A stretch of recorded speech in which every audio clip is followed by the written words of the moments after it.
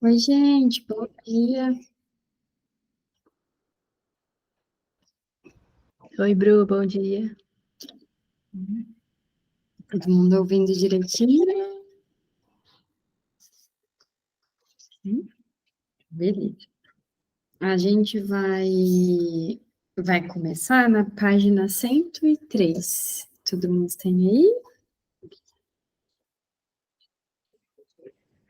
Vou ajeitar aqui. Aí a gente vai começar pelo autoanálise, tá bom? A Val colocou aqui, ó, no PDF, a página 118. Então, se alguém tiver aí no PDF, né? Vamos lá? Vamos começar? Beleza. No final da primavera de 1896, Emma Eckstein praticamente desaparecera da correspondência entre Freud e Fliess, embora não da vida de Freud. E aí aqui tem nota de rodapé. Ela continuou amiga da família e se tornou colega. Uma carta de Freud a Fliess, em 12 de dezembro de 1897, revela que ela havia começado a psicanalizar pacientes por conta própria. Ele tinha coisas mais prementes a pensar. Seus loquazes pacientes, o isolamento profissional, suas vertiginosas incursões na teorização psicológica. No conjunto, disse a Fliess em abril de 1896, estou avançando muito bem na psicologia das neuroses. Tenho todas as razões para estar satisfeito. E novamente, um mês depois, estou trabalhando na psicologia, tido e sozinho. Também estava trabalhando numa monografia sobre paralisia cerebral infantil, para a importante edição de caráter enciclopédico organizada por Nottingham, Patologia e Terapia Especial. Voltado para a busca dos segredos das neuroses, ele realizou essa incumbência no campo da neurologia com grandes mostras de relutância. Estou inteiramente atolado em paralisias infantis, que não me interessam em absoluto. Queixou-se a Fliess no final de 1895. Um ano depois, ele denegria o trabalho de Nottingham, considerando-o repulsivo. Quando publicou Paralisia Cerebral Infantil, no começo de 1897, não deu o menor valor a esse texto douto de grande peso, no qual muitos outros médicos se alegrariam em alicerçar sua reputação. Aí outra nota de rodapé. O neurologista suíço Rudolf Blum observou em 1936 que a monografia de Freud é a exposição mais cabal e completa que já foi escrita sobre paralisias cerebrais infantis. Tem-se uma ideia do magnífico domínio sobre o enorme material clínico aqui reunido e criticamente manipulado com o fato de que apenas a bibliografia ocupa 14 páginas e meia. Foi uma realização magnífica e sozinha. Bastaria para garantir ao nome de Freud um lugar permanente na neurologia clínica.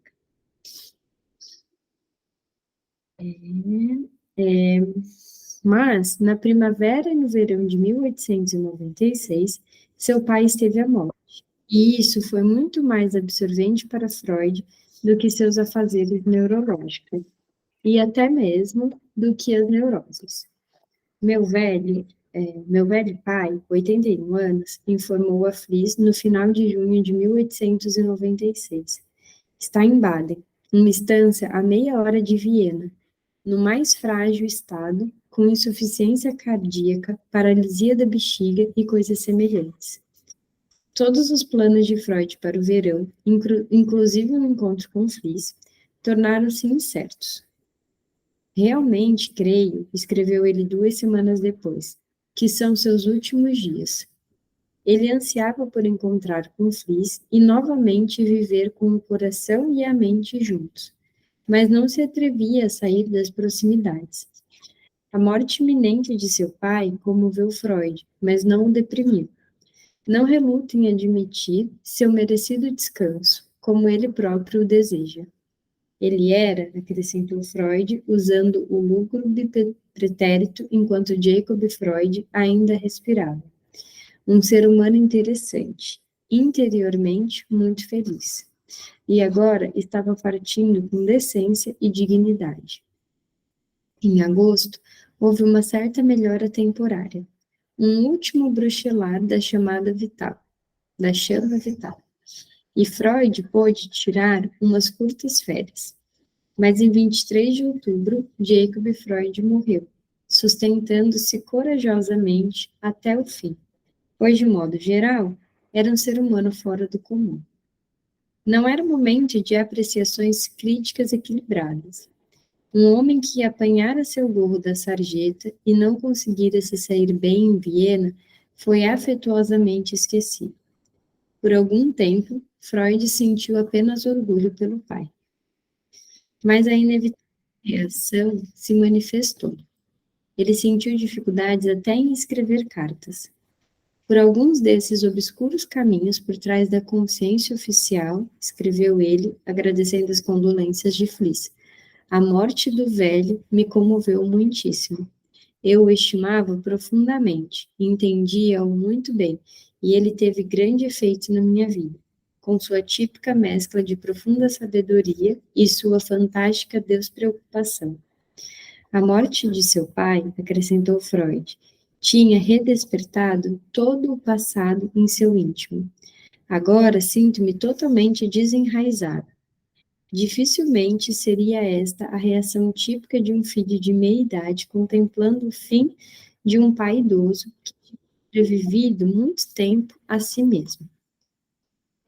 A tristeza de Freud foi excepcionalmente intensa, e foi excepcional também pela forma como ele a empregou para um uso científico, distanciando-se um pouco de sua perda, e ao mesmo tempo reunindo material para suas teorias.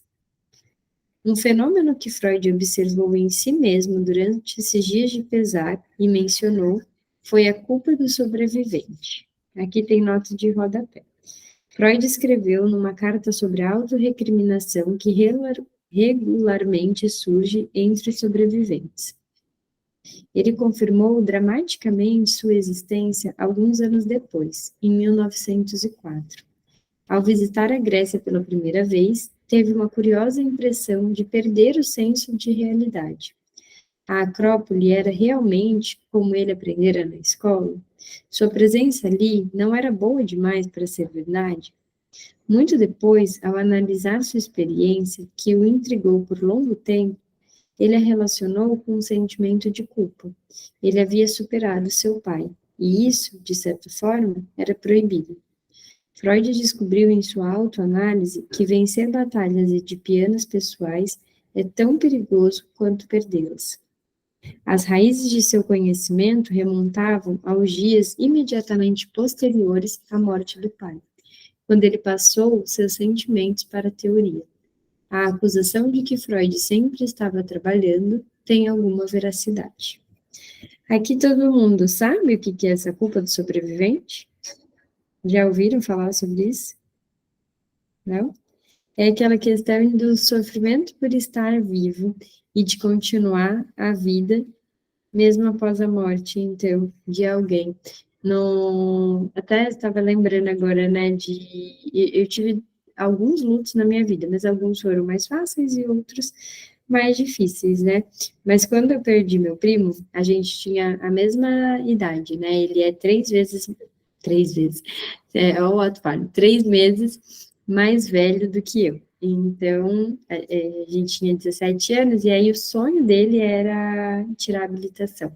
Ele queria ser caminhoneiro, porque ele era viciado em dirigir, essas coisas. A gente tem, né, o nosso avô ainda, meu avô é vivo, e meu avô dirigia ônibus, dirigia o caminhão, dirigia perua, dirigia um monte de coisa. E aí acho que ele tinha aquela coisa, né, meu avô foi um modelo de pai, assim, para ele, então acho que ele tinha aquilo que ele queria dirigir.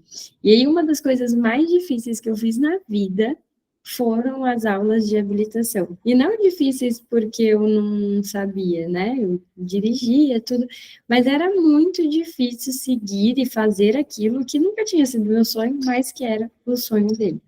Né? Tipo, eu fui dirigir porque, você fez tal idade, e aí eu vou te dar habilitação, né? Que minha mãe que me deu, te dar habilitação e tal, aí eu fui fazer. E assim, era uma tristeza sem fim fazer aquelas aulas. Foi horrível. Então, vem desse sentimento, sim. E muitas vezes depois também, quando eu dirigia, às vezes eu pegava estrada sozinha, porque eu morava numa cidade e estudava em outra, né, e trabalhava em outra. Então, às vezes, pegava estrada, eu ficava imaginando, né, nossa, ele queria estar pegando estrada, era ele que gostava disso, né, era ele que queria isso. E aí vem desse lugar, então, de você sentir um pesar por você continuar a vida, quando aquela pessoa já não pode mais. E aí tem, talvez você já tenha ouvido isso também, quando se escuta do luto, de o primeiro aniversário é o mais difícil, o primeiro Natal, ou a primeira Páscoa, né? As primeiras datas mais importantes, elas costumam ser mais difíceis porque elas ganham um novo significado. E aí, muitas vezes, elas passam de um dia feliz para um dia muito triste, né? E aí, como é que fica? Isso, como é que a pessoa vai dando um outro significado. Então, esse processo de dar um outro significado para aquilo que, às vezes, durante muitos anos significou um dia bom e feliz, e agora vai significar um dia triste, é bastante sofrido. E aí tem essa culpa. Como que eu vou ficar bonita? Como que eu vou me arrumar? Como que eu vou comprar uma roupa nova, né? Para passar o Natal, porque, sei lá, tem um monte de gente que compra roupa nova, né? Para passar o Natal. Como é que eu vou fazer isso se a outra pessoa agora está morta? Então, trata-se disso. A morte de seu pai, assim, foi uma profunda experiência pessoal, da qual Freud extraiu implicações universais. Ela funcionou como um seixo atirado a um lago tranquilo, provocando sucessivos círculos de raio insuspeitado. Ao refletir sobre os acontecimentos em 1908, no prefácio da segunda edição da Interpretação dos Sonhos, ele comentou que, para si, o livro tinha um forte significado subjetivo, o qual havia conseguido entender apenas após a sua conclusão. Ele passara a vê-lo como um fragmento da minha autoanálise, minha reação à morte de meu pai, isto é, o acontecimento mais significativo, a perda mais decisiva na vida de um homem. Esse emaranhamento entre autobiografia e ciência marcou a psicanálise desde o início. A famosa observação confessional de Freud sobre a significação ímpar da morte do pai é tão admirável pelo que diz, como pelo que omite. Seria realmente verdade que a morte da mãe é menos dolorosa? A mãe de Freud, imperiosa e senhora de si, viveu até 1930, alcançando os 95 anos de idade, exigindo fidelidade de seus filhos, inclusive de seu precioso e favorito primogênito. Era quase como se sua longa vida ativa tivesse permitido ao filho psicanalista contornar as implicações da luta de Piana, para a qual, afinal, ele tinha sido o primeiro a chamar a atenção. É importante para a história da psicanálise que Freud tenha tido uma relação tão filial com seu pai, sonhando e se preocupando mais com as relações paternas do que com as maternas. Inconscientemente, disposto a deixar não analisada parte de sua ambivalência em relação à sua mãe. De modo geral, Freud era sensível à natureza singular de suas provas. Pareceu-lhe estranho, escreveu um pouco defensivamente em 1895, ao discorrer sobre Elizabeth von R., que os casos clínicos que escrevo leiam-se como novelas e que lhes falte, por assim dizer, o cunho sério do método científico. Reassegurava-se dizendo que é a natureza do tema, e não minha preferência, que evidentemente deve ser considerada responsável por tal resultado. Mas a que Freud tendia a auscultar a si mesmo para avaliar o clima geral da opinião, não se desarmaria com um consolo tão fácil. Já em 1901, liderando a vanguarda de um exército de céticos, Fliess atacou Freud com a alegação de que o leitor de pensamentos lê nos outros apenas seus próprios pensamentos. Aqui, de novo, né, vou falar desse livro, então, que tem a carta onde essa frase está escrita. Lembra que a gente falou que o Fliess achava que o Freud tivesse passado a ideia dele, né, facilitado um roubo da ideia dele? Foi nesse cenário de discussão entre eles que teve essa frase. Desde então, não cessou a objeção de que Freud simplesmente e ilicitamente transpôs seus próprios traumas psicológicos para as chamadas leis da mente. Aqui estava, né, antes de a gente passar, essa história de o leitor de pensamentos lê nos outros apenas seus próprios pensamentos, pode ser que sobre ele fosse uma alegação não totalmente infundada, mas talvez não totalmente justa. Então, não fica nem lá nem cá. Mas se a gente for pensar de forma geral, isso também vem da questão da projeção. Isso muitas vezes acontece mesmo com as pessoas, né? Numa conversa. Na análise, a gente não pode deixar que isso aconteça. Mas a gente, enquanto sujeito e não enquanto analista, muitas vezes faz exatamente esse movimento, não é? A gente diz, e quando a gente pensa assim, eu não vou fazer tal coisa porque vão pensar que eu sou X coisa. Não, quem pensa é você. E aí você supõe que o outro venha pensar aquilo porque você mesmo está pensando. Ai, não vou postar isso daqui no Instagram porque vão me achar blogueirinha. Não, você tem essa conotação, né? Você está se dizendo blogueirinha, menosprezando isso, e por isso não vai fazer, não é porque alguém vai achar, porque a gente nem é tão importante quanto a gente. Mas na nossa cabeça vem isso, né? Nossa, eu sou tão importante que todo mundo vai parar para fazer um julgamento sobre mim, esquecendo que aquele julgamento é seu mesmo. Então, obviamente que a gente não pode fazer isso na análise, acho que nem precisa explicar isso, né? Todo mundo entende as razões. Mas na vida, e enquanto sujeito, é preciso estar atento para isso, porque o pensamento dos outros diz sobre o que a gente em si pensa. Então, acho que tem isso. Não é totalmente justo, mas também não é totalmente infundado. Essa é a crítica. Desde então, não cessou a objeção de que Freud, simplesmente e ilicitamente, transpôs seus próprios traumas psicológicos para as chamadas leis da mente. Pode-se perfeitamente ver como ela surgiu e por que persistiu. Muitas das ideias mais perturbadoras de Freud baseavam-se em fontes autobiográficas, expressas ou encobertas. Ele explorou livremente seu próprio testemunho e fez de si mesmo seu paciente mais informativo. Nas ciências naturais estritas, tal subjetividade de observação não apresenta nenhum problema. Os motivos ou os problemas neuróticos de um médico ou biólogo interessam exclusivamente à sua família e amigos, e ao seu biólogo.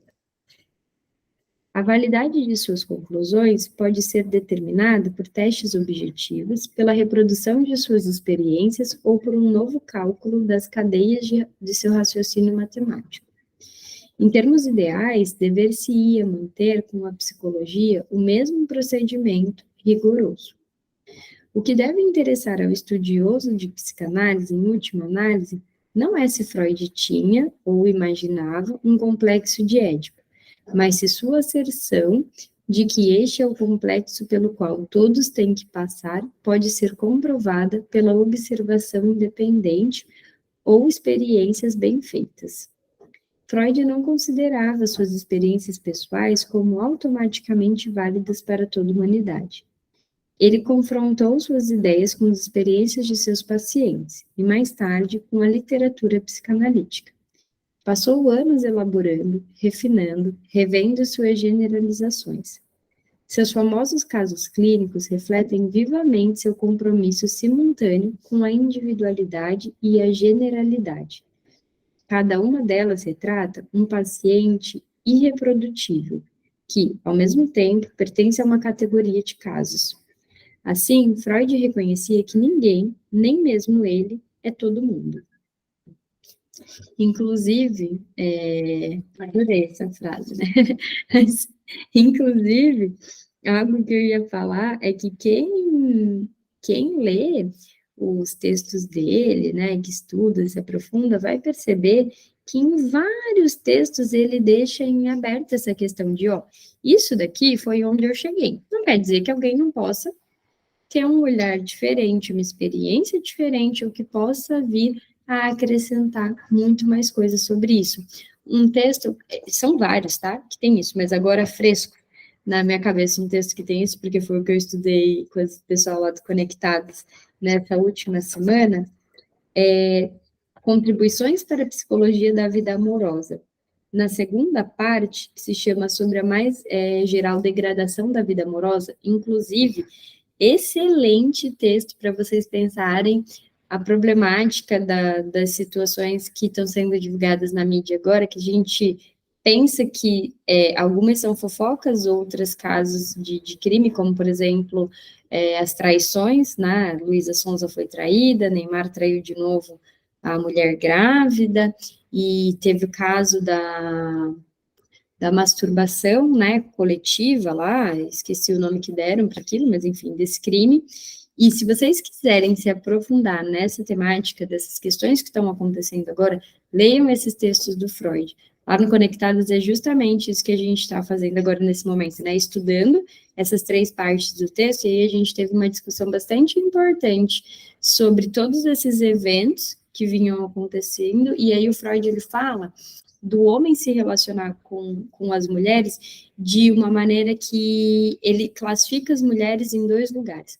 A mulher que tem aquela imagem santificada, pura, mulher para casar, e tem a degradação, então, da mulher. E aí ele se envolve fisicamente com aquelas mulheres consideradas mulheres da vida, mulheres putas, mulheres vagabundas. Então, ele vem trazendo esses dois pontos. E aí tem uma frase lá, que é nesse texto, que é bem conhecida, que traz, deixa eu pegar aqui exatamente como tá, para trazer para vocês. Uma frase bastante conhecida e importante que traz também aquilo que a gente pode pensar através desses acontecimentos de agora, que diz assim: para quem tem esse livro, está na página 142. Quando amam, não desejam, e quando desejam, não podem amar. Então, ele vem explicando isso, como é que fica, que construção é essa que tem para os homens, de uma maneira generalizada, que eles não podem ter um sexo prazeroso, né, um sexo com uma mulher que eles amam. E aí eles buscam uma outra mulher que eles não amam, que eles não têm um envolvimento amoroso, um envolvimento romântico, mas eles buscam uma satisfação física. E aí ele separa também essa questão, né, da corrente terna e sensual, ele traz de alguma forma, ele fala da impotência masculina, e aí, brevemente, nesse texto, ele fala de uma impotência feminina, e faz uma crítica, de novo, à questão de que, porque é bem frequente essa crítica nesse conjunto de textos, de que a mulher, ela é privada de sentir prazer, de que o homem, ele é incentivado a buscar prazer, ainda que dessa forma, degradando as mulheres, e as mulheres incentivadas a não sentirem prazer, né? Então, elas não têm conhecimento sobre a vida sexual, porque privam elas de saber, elas são colocadas naquele lugar de só pode sexo depois do casamento, e aí esperam que seja um sexo só para procriar. Então, bela recatada do lar, sabe? A mulher nesse lugar de bela recatada e do lar, e o homem naquele lugar ridículo que, né, gritam, imbrochável, né? Se a gente for separar as duas situações, essa do imbrochável e essa com um bando de marmanjo aparecendo pelado numa quadra, olha que ridículo as duas situações, né? Assim, eu nem consigo encontrar outra palavra. Tem a questão de ser crime e tal, mas será que não percebem o quão ridículo isso e eu acho que não percebem, né? Ou não se importam também. E aí esse conjunto dos textos do Freud traz uma visão muito legal e importante da gente problematizar. Então, fica aí a dica, leiam, porque vocês vão conseguir entender muita coisa e aprofundar nisso tudo que vem acontecendo.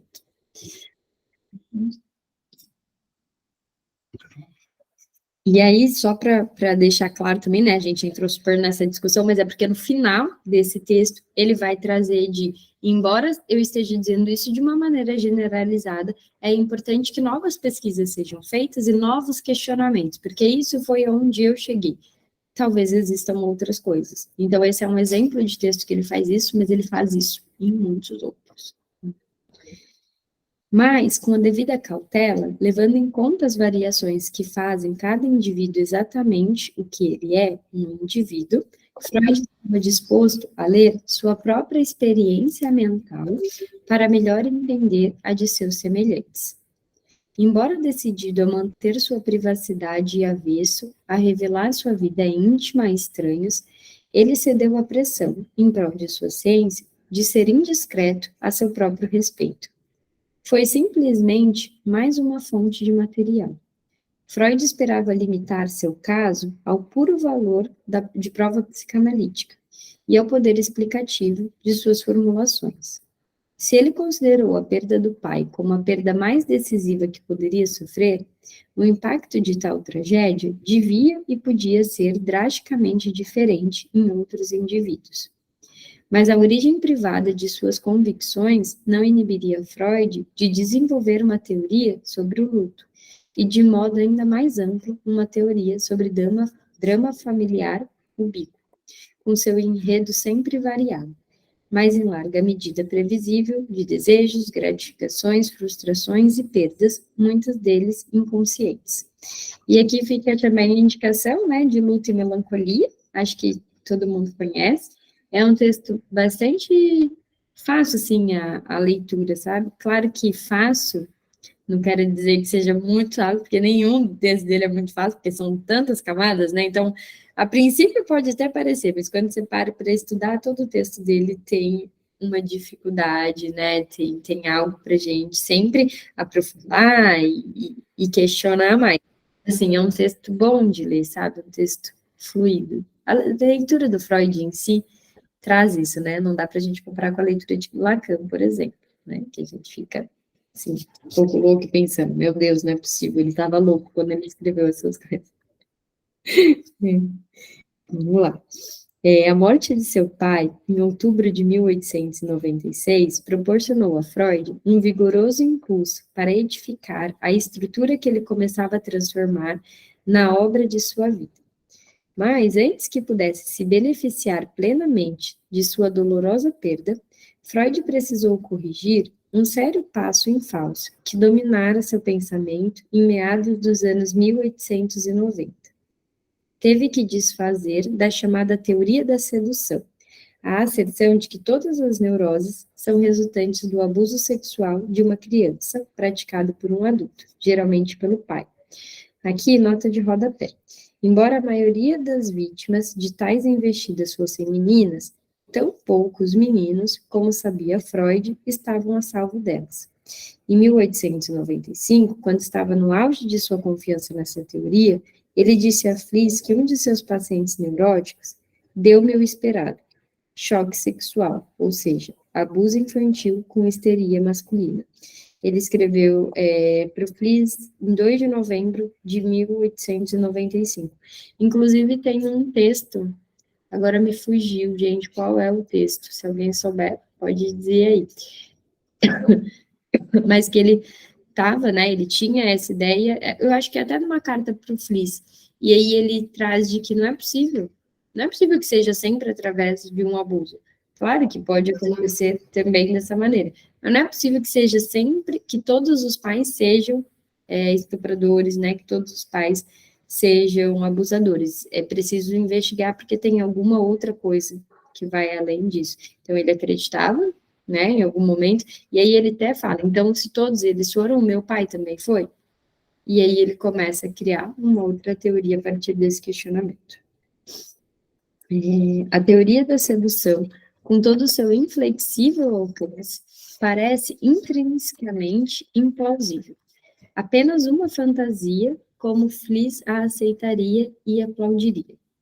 O que surpreende não é que Freud tenha finalmente abandonado a ideia, mas que de início tenha adotado. Mas sua atração sobre Freud é evidente. Durante toda a sua vida, o pensamento teórico de Freud oscilou fecundamente entre complexidade e simplicidade. Isso, como acabamos de ver, fica patente em seus casos clínicos. O reconhecimento da complexidade fazia jus à vertiginosa variedade da experiência humana, muito mais rica do que jamais poderiam supor os psicólogos concentrados na mente consciente. Nota de rodapé. Freud encarnou sua ideia de complexidade no conceito de sobredeterminação, termo que apresentou pela primeira vez em 1895.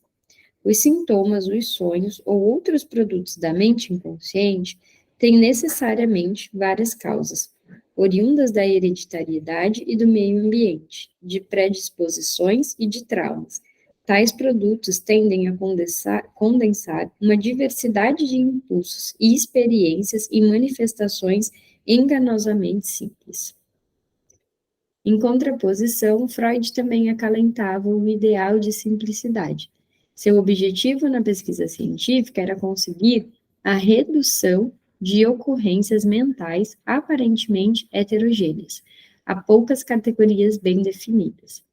Em sua experiência clínica, Freud presenciara muitas coisas que seus colegas médicos vienenses julgavam pouco respeitáveis, na verdade, inacreditáveis. Os efeitos misteriosos da hipnose, as investidas amorosas dos pacientes, o desaparecimento dos sintomas histéricos ao se falar sobre eles, o trabalho oculto da sexualidade. Na verdade, ele estava perfeitamente disposto a acreditar em coisas ainda mais incríveis do que essas. Além disso, em meados dos anos 1890, ainda tentando granjear, através de contribuições científicas originais, uma fama que até então tinha se esquivado a ele, Freud podia acolher a teoria da sedução como uma generalização simples, que explicaria uma série de distúrbios orgânicos, atribuindo-os a um tipo de ato selvagem, à sedução ou ao estupro incestuoso. Dada a ideia de Freud de que a neurastenia se deve largamente a problemas sexuais, o próximo passo de inferência necessário para dar uma aparência plausível a tal teoria não era muito grande. Certamente, fora-lhe difícil acreditar nisso. Como bom burguês, Freud só adotou depois de superar fortes resistências internas a tal ideia. Alguns dos professores e colegas que mais admirava, Charcot, Breuer e seu conhecido Rudolf Schorbach, um importante ginecologista vienense, haviam insinuado amplamente que os distúrbios nervosos sempre envolvem, conforme a expressão de Breuer, secrets da alcove. Mas Freud rapidamente esquecido as observações casuais e as anedotas que começavam em sua presença. No início de 1886, durante uma recepção na casa de Charcot, ele por acaso ouvira seu anfitrião comentar com um jeito jovial que uma jovem com sérios distúrbios devia seus problemas nervosos à impotência ou à inépcia sexual do marido. Nesses casos, exclamou Charcot, é sempre uma coisa genital. Sempre. E aí está escrito aqui em francês, né, gente? Em inglês eu já estou fazendo, francês pegou pesado. Eu não sei o que significa, alguém sabe? Não? Aqui não tem, né, a tradução. Se alguém der um Google aí, acha, e depois fala pra gente. Um ano depois, Schorbach mencionou a Freud uma interessante paciente sua. Ela era acometida por acessos de angústia, aparentemente sem sentido. E Schorbach, com um tom zombeteiro nele raro, atribuiu tais acessos à incapacidade de desempenho sexual do marido. Só existia uma receita que daria resultados, disse ele a Freud. Uma receita que o marido dela nunca poderia aplicar. E aí, novamente, aqui escrito em francês. Vamos ver o que está escrito. Deixa eu achar aqui.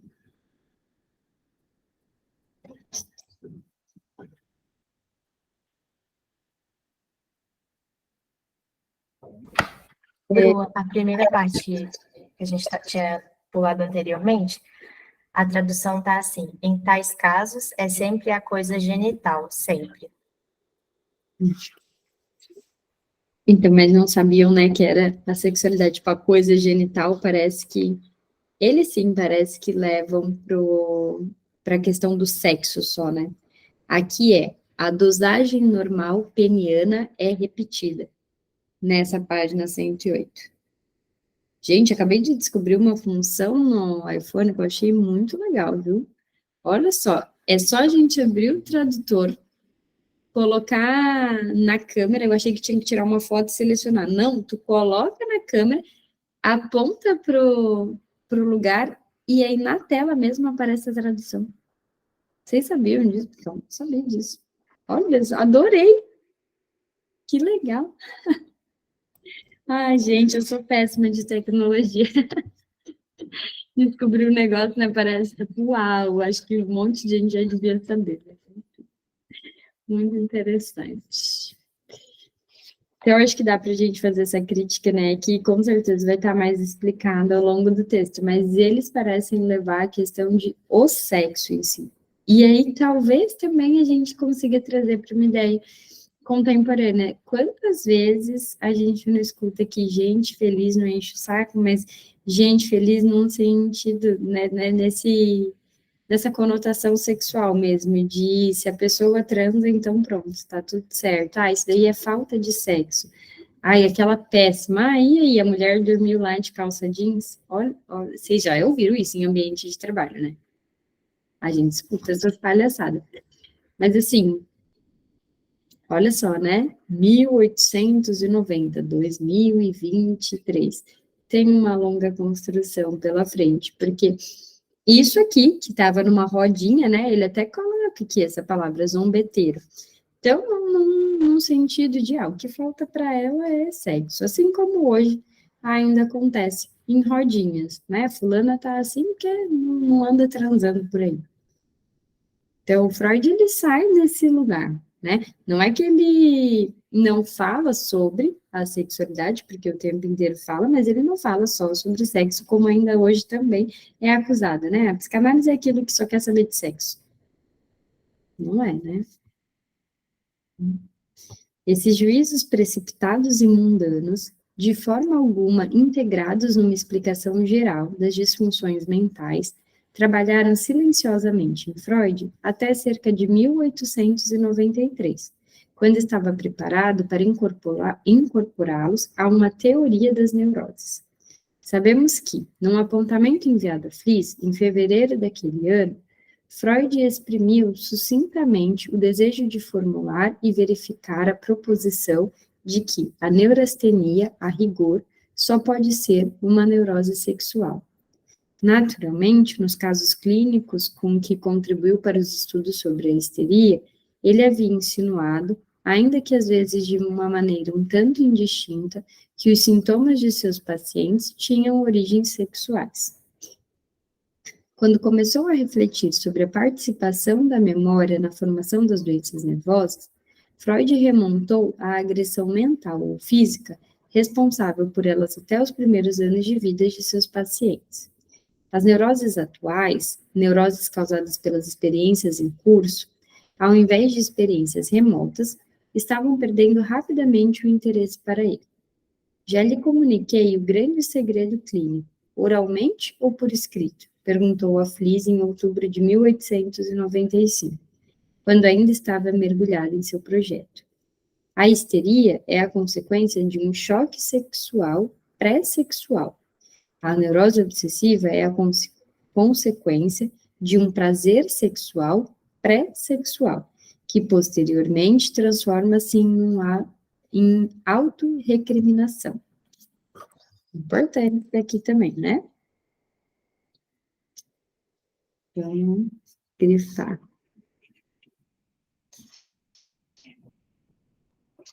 Na época, Freud estava insatisfeito com a vagueza das categorias diagnósticas abrangentes, como as neurastenia, e começava a classificar as neuroses com maior pressão. Mas o termo pré-sexual sugere a ideia de que sexualidade infantil ainda escapava à sua visão, embora já tivesse assomando no horizonte pré-sexual, explicou Fliss. Na verdade, significa anterior à puberdade, anterior à liberação de substâncias sexuais. Os acontecimentos relevantes só têm efeitos como lembranças. Ora, esses acontecimentos relevantes, conforme seus pacientes sucessivamente rememoravam para ele, eram traumas sexuais, fossem em virtude de uma fácil persuasão ou de uma investida brutal, sofridos na infância. Em 1896, Freud estava pronto para divulgar essas ideias. Num artigo sobre as neuropsicoses de defesa, escrito no começo do ano, ele afirmava, com base em 13 casos, que os traumas causadores da histeria devem pertencer à primeira infância, período anterior à puberdade, e seu conteúdo deve consistir numa efetiva irritação dos órgãos genitais, procedimentos semelhantes ao coito. Embora os neuróticos obsessivos mostrassem precocidade em sua atividade sexual, também apresentavam sintomas histéricos. Portanto, também deviam ter sido inicialmente vitimados quando crianças. Os episódios infantis revelados pela análise, acrescentava Freud, eram graves e, às vezes, francamente repugnantes. Os vilões eram, sobretudo, amas secas, governantas e outros empregados, bem como, lamentavelmente, professores e irmãos, e aí, entre aspas, aqui, inocentes.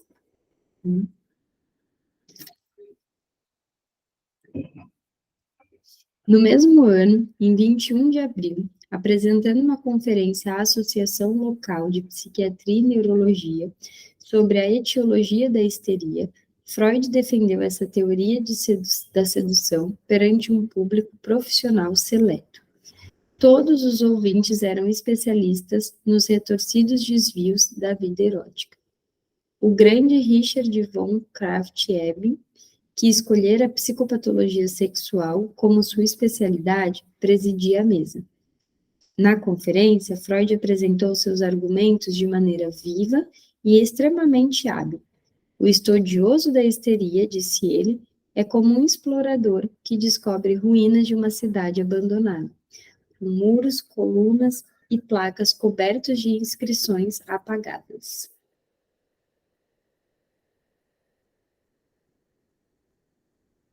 Sempre traz um tom poético ao que ele descreve, né? Ele pode desenterrá-las e limpá-las, e então, com sorte, as pedras falarão. Ele concertou todo o seu esforço retórico em persuadir seus incrédulos ouvintes de que deviam procurar a origem da histeria no abuso sexual das crianças. Todos os 18 casos que ele tratara, observou Freud, sugeriam tal conclusão. Mas sua mescla de eloquência veemente e bom senso científico foi em vão. A conferência, disse a Fliss poucos dias depois, teve uma acolhida gélida junto aos idiotas. E da parte de Krafft-Ebing, um estranho julgamento. Parece um conto de fadas científico. E isso, exclamou Freud, depois que alguém lhe mostrou a solução de um problema milenar, uma das nascentes do Nilo. Bem, acrescentou rudemente, eles podem ir todos, falando eufemisticamente, para o inferno. Ele era tão doce, né? Ai, ai. Mesmo com Fliss, ao que parece, Freud não se soltava inteiramente. Mas olha só, dá para a gente pensar também, né? Ele chegou numa outra conclusão depois, embora a gente saiba que os traumas infantis têm grande impacto na vida, né, das crianças e até depois, quando elas se tornam adultos. E aí eu tenho algumas falas nesse sentido, de escrever lá no Instagram, que os adultos, as crianças, né, o indivíduo, são seres de continuação. Então, a gente não é um e depois a gente se torna outro. A gente é aquilo que a gente vai sendo ao longo da vida. Então, o mesmo que nasce é o mesmo que vai envelhecer e tá, claro, né, com novas vivências, novas marcas, mas a gente é sempre o mesmo com aquilo que vai se acrescentando. E aí, quando ele vem falando, ele muda aqui a teoria dele, mas não dá para a gente deixar passar essa questão do abuso que as crianças ainda sofrem, e que algumas dessas pessoas aqui, como, por exemplo, a Elizabeth Von R., de fato foi vítima de algum abuso, de algum tipo de abuso.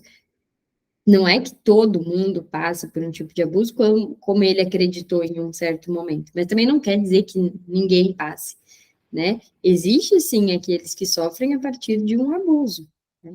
E aí, quando a gente fala, assim, da dificuldade, né, dos outros, dessa resistência mesmo, que tiveram ouvindo a conferência dele, ainda hoje é difícil, né? Ainda hoje tem todo um tabu acerca disso. Quem é que fala sobre abuso sexual infantil de uma maneira que é aceito, assim, por um grande grupo? Não é, ainda hoje é muito difícil. Parece que, nossa, não, jamais isso aconteceria. Uma vez, quando eu estava grávida ainda, eu vi um vídeo de uma mulher, que eu não vou saber o nome, né? Eu assistia várias coisas, assim, sobre educação, então não vou lembrar de quem foi, mas ela dizia que estava ela e o marido conversando, e aí eles explicavam que ela foi ensinar sobre educação sexual para a filhinha deles, e a filhinha deles era muito pequena, assim, muito pequenininha, acho que ela devia ter 2, 3 anos no máximo.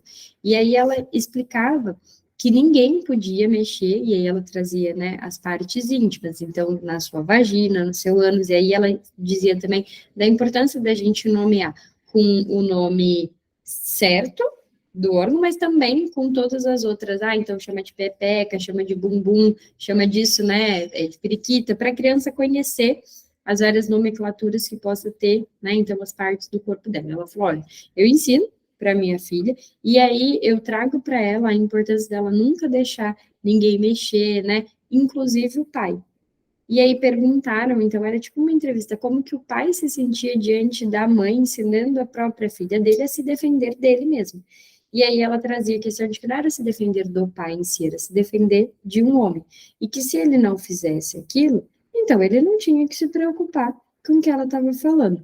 E aí era bem legal, assim, a resposta dele, dizendo que ele nunca se sentiu ofendido sobre aquilo e que era uma proteção mesmo. Ele entendia que se tratava da proteção da filha, que no começo ele ficou muito, né, assustada, tipo, tá louca, fala isso, mas que aí eles conversaram, né, e aí ela fala, ele sabe que eu sou feminista e tal, e aí que eles conversaram, e que eles viram da necessidade de, é importante sim, por quê? Embora quando, às vezes, você tem um relacionamento com alguém, você é casada, nunca te passe pela cabeça que é possível que um pai abuse de um filho, isso acontece. Não dá pra gente fingir que não acontece, isso acontece, acontece muito, né, então é importante que os filhos estejam protegidos até mesmo dos pais, né, de que eles tenham uma ideia de que aquilo é errado, independente de quem seja. Se for o pai, se for o avô, se for o irmão, se for o primo, se for o tio, se for o professor, aquilo é errado, não pode acontecer. Então, falava disso. E aí eu ensino os meus filhos, aquilo teve bastante impacto, assim, né? Eu ensino meus filhos dessa forma, de que ninguém pode. Claro, eu explico no banho, né? Mas aí hoje, por exemplo, ninguém precisa fazer, porque eu já ensinei, então eu falo, ó, ninguém precisa lavar, né? Vocês já sabem fazer, então nem eu, nem ninguém precisa. A não ser se um dia acontecer uma exceção, né? Assim, por hora, num banho comum do dia a dia, vocês sabem. Então vai no banheiro, já sabe se limpar, não precisa que ninguém faça isso por vocês, né? E aí trazer a questão de lavar é uma coisa. Se você tem uma idade que você precisa de auxílio para higiene, tá tudo bem. Assim, ficar passando a mão, pedir para você lavar, lava aqui do amiguinho, lava aqui, né, do papai, então que não é preciso, né, que isso não é legal, não é certo. E aí se traz toda essa coisa de explicação mesmo tão necessária, mas que hoje eu tenho certeza, quem tiver filho aqui pode falar. A gente, claro, tem um outro olhar para isso, mas num grupo de mães, você falar que você protege os seus filhos levando informação, até mesmo sobre os pais, os avós, os irmãos, os primos, tem gente que vai olhar e vai falar assim, é louca? É completamente surtado da cabeça. Para que isso? Ou então, nossa, será que não confia no marido? Nossa, será que já sofreu abuso pelo pai? Nossa, será? E aí vem aquela série de questionamentos que, de novo, volta, remonta o que a gente falou da última vez. A mulher é louca, a mulher é culpada por tudo que ela faz. Se ela foi abusada, ela é culpada. Se ela ensina sobre, né, como se proteger, também é culpada. Porque imagina que o pai e o marido vão fazer uma coisa dessa. Imagina, mas faz. Faz sim, todos os dias, se a gente abrir o noticiário, a gente vê que faz. Não é? Não é verdade? Mas não causa ainda um choque? Não é ainda como aí, vocês imaginam, 1896 o cara falando sobre isso. Ô, Bruno, você tá Pode falando essa questão aí de filho e tal, igual teve um dia, o pai do meu filho foi levar ele para uma formatura, ia ser numa casa, assim, ia ficar várias pessoas, formatura do primo da namorada dele. E aí eu faço toda aquela recomendação antes. Fica parecendo chato, mas eu falei. Aí ele, antes, no início, a gente tinha muita discussão com relação a isso. Só que agora não. Agora ele para, ele ouve e ele entende que essas coisas podem acontecer. Aí eu falando, ó, não deixar o Antônio é meu menino, na piscina com outras pessoas, principalmente outros homens, em quarto, banheiro, ficar sempre próximo. Porque pode parecer assim, nossa, paranoia, mas não é, a gente sabe as coisas que acontecem. Ainda mais assim, acontece com pessoas próximas e acontece com pessoas estranhas. E por mais que, é a família da minha namorada, eu falei com ele, você não conhece, você não sabe. Sim. Então, eu sempre faço, recomendo, sento primeiro, a gente fala, não, então peraí, toma toda essa recomendação aqui. Vamos adequar aqui, né? Vamos conversar. Ele tinha perguntado se podia levar, eu falei, não, pode, mas vamos conversar sobre isso, porque a minha preocupação era essa. Sim. Estar numa casa com pessoas, assim, homens, outras pessoas que ele não conhecia. E eu também converso com o Antônio sobre isso. Aí Sim. Ela até falou assim, converse com o Antônio também, já deixa ele explicado, na piscina, no banheiro, no quarto, e eu sempre falo. E quando chega, aí eu pergunto para ele como que foi e tal, e ele conta, tem, assim, abertura para poder Sim. falar. Sim, isso é muito importante. Sabe, porque se a gente trata, né, inclusive nesses textos, todo livro da Autêntica eu digo que é essencial, né, fundamental. Mas assim, esse daqui, né, Amor, Sexualidade e Feminilidade, ele traz textos riquíssimos sobre essa questão da gente trazer a ideia da sexualidade para as crianças de uma maneira natural. Porque caso venha acontecer algo, nós vamos ser as pessoas a quem eles vão procurar para relatar isso, de, mãe, aconteceu alguma coisa estranha. Até hoje eu sou bem julgada, assim, só tem uma amiga que tem filhos que ela super compartilha das coisas que eu escolho para os meus, assim, eu sou julgada porque eu nunca deixei, né, até existem 5 anos e meio, eu nunca deixei eles dormirem na casa de ninguém, nem vou, nem ninguém, porque eu acho que criança tem que dormir com pai e mãe. Bru, mas, né, e o casal, e não sei o quê, que é bastante coisa que eu escuto. E eu sempre penso que, claro que cada um tem que viver a partir daquilo que é importante para si, da sua realidade, mas eu entendo que é uma fase que vai passar, que daqui a um tempo eles vão poder dormir, mas que eu escolhi ter filhos e escolhi também que eles não dormissem na casa de ninguém e vou lidar com todos os efeitos que isso tiver. Porque eu acho, às vezes eu vejo assim, dormiu na casa do amiguinho da escola. Tá tudo bem se a mãe e o pai concordam com isso, e se eles acham que isso é seguro. Eu é que não consigo achar. E aí eu trouxe muito isso para mim não é uma situação onde eu entendo que seja seguro. Eu não deixo ninguém levar meus filhos no banheiro. A gente está numa festinha, não sei o que, leva lá, não deixo, eu que levo, ou o pai deles que leva, porque eu acho que a gente não pode dar oportunidade para essas coisas acontecerem, principalmente numa idade que eu entendo que as crianças não podem ainda se defender. Pode ser um excesso de proteção, nossa, falo disso um monte na minha análise, né, que pode ser, sim, um excesso de proteção, que talvez não tenha necessidade, mas nesse caso específico eu ainda prefiro pecar por algum excesso. E agora eu estou muito mais relax, que assim, agora eu deixo eles saírem durante o dia com pessoas, né, com mães, amiguinhas e tal. Hoje em dia eu deixo eles irem para casa, até 5 anos, eles até 4 anos e alguma coisa, eles nunca tinham ido para casa de amigos, aí a avós eu deixava, mas de amigos, assim, durante o dia, ficado sozinhos. E às vezes eu me sentia muito louca, que eu pensava assim, cara, mas eu sou, tipo, doida, né, que não deixo. E depois eu pensava, meu filho só tem 4 anos. Só 4, só 5 anos, são muito pequenininhos ainda para viverem toda essa liberdade, né, de estar na casa com adultos que não sejam pessoas que realmente, assim, eu ainda tenho muito mais confiança do que em outros. Então, tudo isso, assim, vira uma série de questionamentos. Eu sempre trago de exemplos pessoais, porque eu acho que, né, na vida, assim, a gente consegue trazer também, porque aqui fica tudo gravado, tudo a gente não discute casos, né, nesse sentido. Mas uma das coisas que eu sempre falava para o Caio, para ele entender também isso, eu escuto muitas histórias, muitas. Eu vejo o peso que isso tem na vida de alguém. O quanto eu puder preservar, eu vou.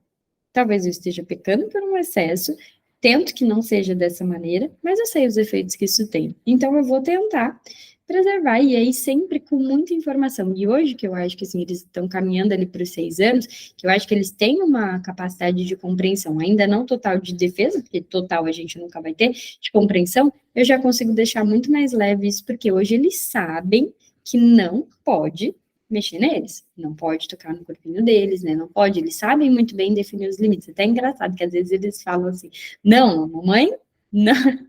Mamãe disse que não pode, né? Que não deixa, que o amiguinho fez isso, mamãe disse que não pode. E aí eles vêm me contar tudo. Então, assim, é claro que é a minha experiência, a partir daquilo que eu considero, né, que seja bom e bacana para a minha família, mas é importante que esses assuntos sejam discutidos entre pais e escola, discutidos entre os pais, né, como a Ana está trazendo aqui esse exemplo, discutido entre pais e filhos. Todo mundo precisa falar disso com naturalidade, porque é uma das formas que a gente tem de prevenir o abuso. A gente ainda vive numa sociedade que acontecem muitos abusos. Eu duvido que vocês já tenham atendido pacientes mulheres que nunca tenham sofrido nenhum tipo de abuso ou assédio.